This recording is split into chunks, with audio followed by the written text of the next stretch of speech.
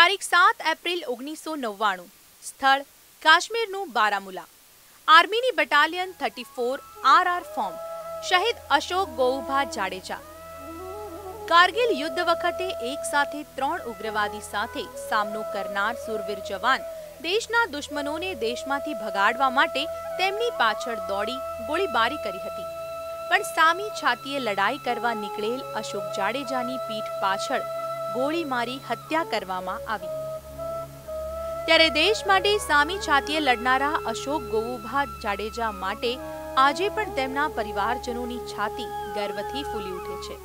આ લોકો ઉગ્રવાદી સાથે જ્યારે મુઠભેડ થઈ ત્યારે એની પાછળ દોડ્યો હતો ને એને 3 ઉગ્રવાદીઓને ત્યારે ઠાર મારી નાખ્યા। એમાંથી બાજુની જે પેલું હતું પહાડ બાજુની પહાડમાં જે ઉગ્રવાદીઓ બેઠા હતા ત્યાંથી એને ફાયરિંગ કર્યું અને પેલા લોકો આ ભાગતો તો એની પાછળ એને ગોળી લાગી। આ આખો પરિવાર દેશ માટે કુરબાની આપી તેને અવસર જ સમજે છે અને આ સુવર્ણ અવસર તેમના આ નાના ભાઈને મળતા તેઓ ખુશીની લાગણી અનુભવી રહ્યા છે।